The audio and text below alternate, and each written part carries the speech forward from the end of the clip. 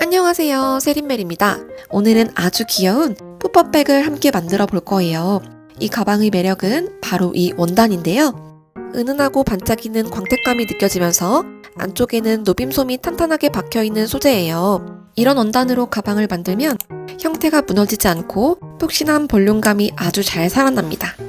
원단 자체가 가벼워 들었을 때 부담이 없고 트렌디한 느낌을 주기 때문에 캐주얼한 착장에도 찰떡처럼 잘 어울리죠. 푸퍼는 몸을 부풀리는 버거에서 유래된 말인데요.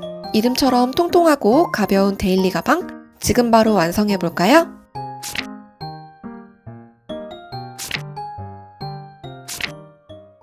안감은 폴리옥스포드 원단을 사용했고요. 이 원단이 좀 방수도 되면서 먼지가 좀 덜 붙는 소재여서 이 원단을 선택했고요. 이 원단이 없으시면 집에 있는 좀 신축성이 없는 그런 원단으로 가방 안감을 만드시면 되겠습니다. 카드 크기에 맞춰서 딱 들어갈 수 있는 카드 포켓을 먼저 만들어 보도록 하겠습니다. 안주머니의 양옆과 아래쪽 하단을 오버록하여 시접을 정리해주세요. 원단의 위쪽 가로를 1cm 간격으로 접고 1.5cm 간격으로 한 번 더 접어서 다려주도록 할게요. 주머니 위쪽을 0.7cm 간격으로 재봉해 줄게요. 여기 주머니 상단 위쪽 가로를 재봉을 해왔고요. 아래쪽과 양옆을 1cm 간격으로 다림질 해줄게요. 몸판 원단 상단 중앙에서 3.5cm 아래에 주머니 위치를 표시합니다. 표시한 위치에 주머니를 고정해 줄 거예요. 입구를 제외한 나머지 둘레에 패브릭 워셔블 테이프를 붙여서 고정했어요. 둘레를 0.8cm 간격으로 재봉할게요.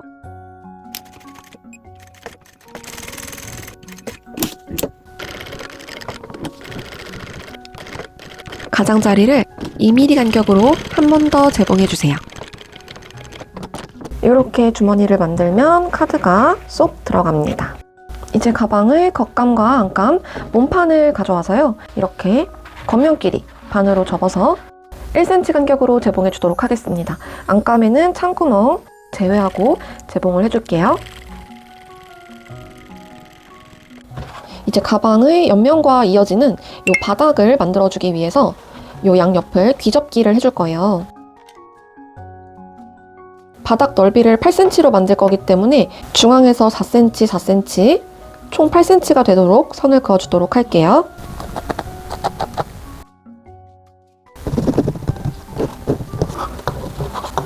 그은 선을 따라 그대로 재봉합니다.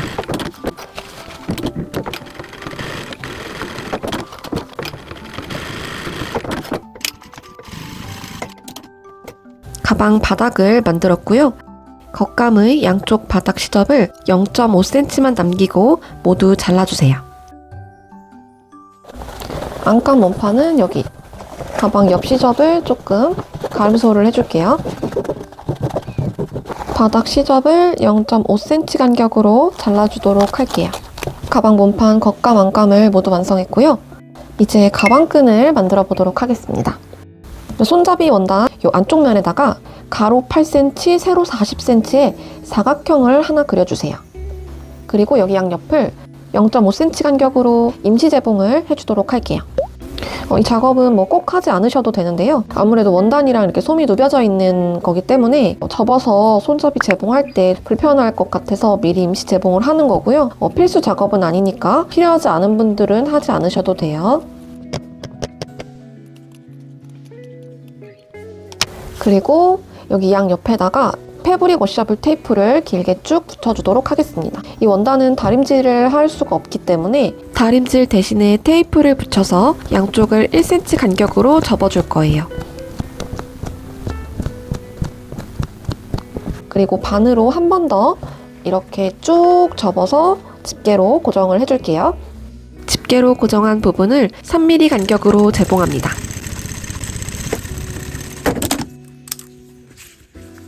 가방끈을 완성했고요. 겉감 몸판의 이 겉면에다가 방금 만든 가방끈을 재봉해 줄게요. 옆에 시접 가름솔하고 이 가방끈의 이 중앙이랑 이 옆면의 중앙을 이렇게 맞추어서 집게로 고정하는데 안쪽에 가방끈이 꼬이지 않도록 유의해주세요. 그리고 0.5cm 간격으로 가방끈을 임시 재봉해주도록 할게요. 가방끈 이렇게 임시 재봉을 해주었습니다. 겉감 몸판, 안감 몸판 이렇게 있으면 이 안감을 겉이 보이게 뒤집어 줄게요. 여기 겉감의 겉면에 안감의 겉이 닿도록 넣어줄게요. 가방 입구 둘레를 집게로 고정합니다.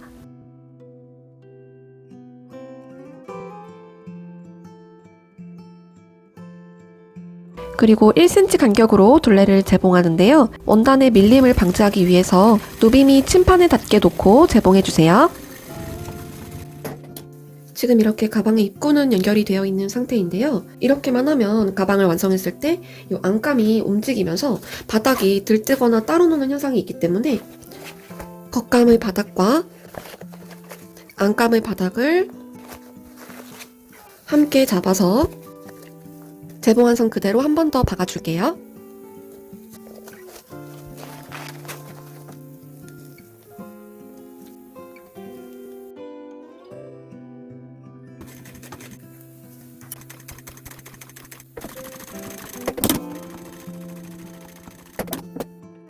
그 다음에 가방의 창구멍으로 겉면이 보이게 뒤집어 줄게요.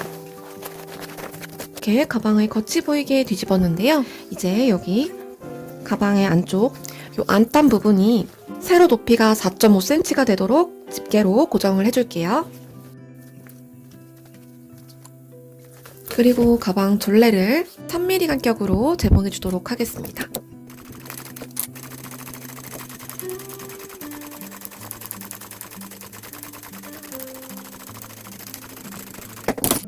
가방의 형태를 완성했으니까 가방 안에 넣어줄 바닥판을 만들어 주도록 할게요. 바닥판은 가방 바닥을 실제 크기보다 조금 더 작게 잘라줄 거예요. 15.5에 8cm로 사각형으로 잘라줄게요. 제가 준비한 바닥판이 좀 얇아서 저는 이렇게 일부러 2개를 잘랐어요. 이렇게 겹쳐서 넣으려고. 바닥판이 두꺼운 걸 준비하신 분들은 하나만 사용하셔도 됩니다. 이렇게 겉면끼리 마주보게 반으로 접은 다음에 기역자로 1cm 간격으로 재봉할게요. 모서리 시접 잘라주고요. 전체 시접을 0.5cm만 남기고 모두 잘라준 다음에 바닥판 원단을 겉면이 보이게 뒤집어 줄게요.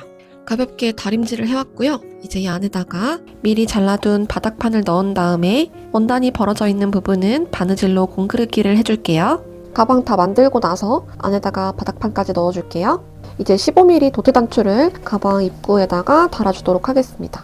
단추의 암수는 왼쪽 하단 사진을 참고해 주시고요. 저는 작두를 사용해서 달아줄게요. 작두가 없는 분들은 T단추로 대체하셔도 되지만 아무래도 플라스틱 단추보다는 신주 단추가 훨씬 고급스러운 느낌이 있습니다. 이제 금속 라벨을 달아주도록 하겠습니다. 가방 중앙에 적당한 위치를 잡고요. 지금 안감의 창구멍을 재봉하지 않은 상태이기 때문에 이렇게 손을 넣어서 이 라벨에 두 발을 꺾어줄 거예요. 때문에 창구멍은 미리 막으시면 안 되고요. 라벨 작업하실 때는 여기 안감은 꼭 뒤로 이렇게 한 다음에 이 겉감만 작업을 한다는 점 꼭 유의해주세요. 이쯤에다가 달아주면 예쁠 것 같아요. 단추 밑에서부터 이렇게 절반 정도의 위치에 달아주도록 할게요. 자, 이렇게 표시한 부분을 가위로 잘라주도록 할 거예요. 안감은 자르시면 안 되고요. 반드시 겉감만 잘라주도록 할게요. 자른 원단 사이로 넣어주세요. 여기 안감 창구멍 안으로 손을 넣어서 금속 라벨이 끼워진 뒷면의 모습인데요. 와샤를 끼운 다음에 단추발을 꺾어줍니다. 안으로 꺾으셔도 되고 뒤쪽으로 꺾으셔도 돼요. 금속 라벨이 예쁘게 끼워졌고요. 이제 창구멍을 막아주도록 할게요.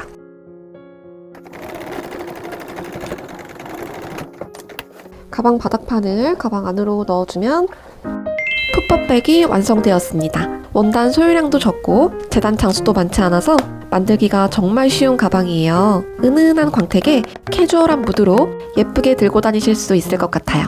만드시느라 고생 많으셨고요. 우린 다음 시간에 또 만나요. 안녕!